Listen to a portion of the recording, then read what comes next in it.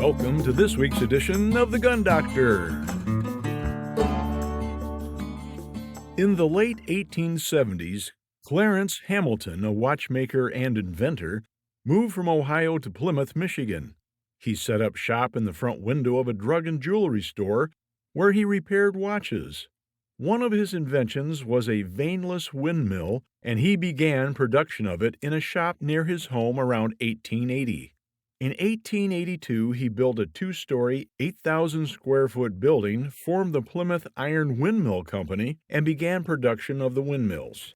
By the mid-1880s, the business was struggling. Transporting the heavy steel windmill by wagon throughout the southern part of Michigan, northern Indiana, and Ohio was impractical. In January of 1888, the company's board met to consider closing the company.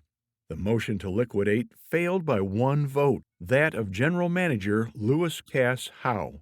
Around the corner from the windmill company, Hamilton also operated the Plymouth Air Rifle Company, producing a wooden air gun to compete with the one being manufactured by the Markham Air Rifle Company. On March 6th of 1888, Hamilton approached the windmill company with an all-metal air gun of his own design. He chose to take it to the windmill company because they had blast furnaces and they were equipped to mold and stamp the metal parts necessary to build his gun. The gun was passed around to members of the board. General Manager L.C. Howe test-fired the gun and exclaimed, "Boy, that's a daisy." "It's a daisy" was a common saying of the time, so the little gun was named Daisy. Legend has it that the board of the windmill company decided to build the gun and offer it as a premium item to every farmer who purchased a windmill. By 1895, the sales and popularity of the gun had grown to the point that the company ceased the manufacture of windmills and began producing air guns exclusively and changed its name to Daisy Manufacturing Company. The Markham Air Rifle Company was established in July 1886 in a small two-story factory in Plymouth, Michigan. The Markham Chicago model was the first financially successful BB gun. When the founder of Markham decided to leave Plymouth in 1912, he sold his company to two Daisy executives.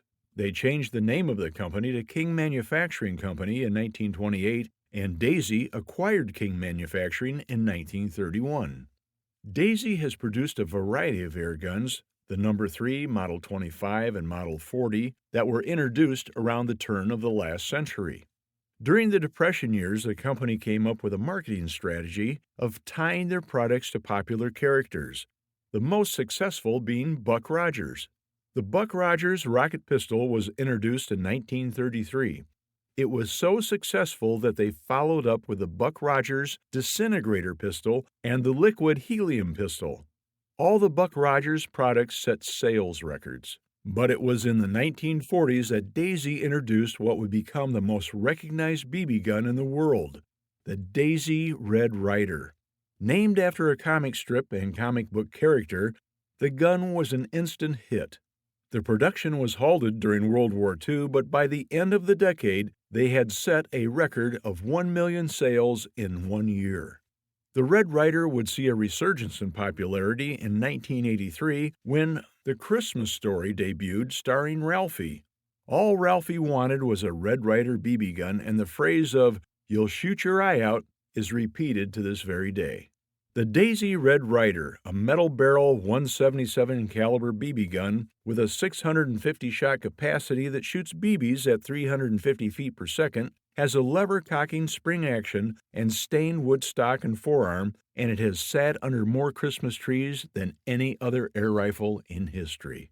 I'm sure everyone listening can tell a story or two about the Daisy Red Ryder that was more than likely the first gun they ever owned.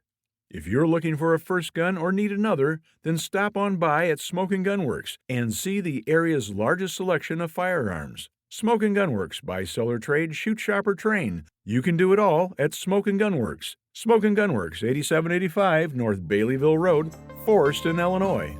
For The Gun Doctor, I'm Tim Bivens.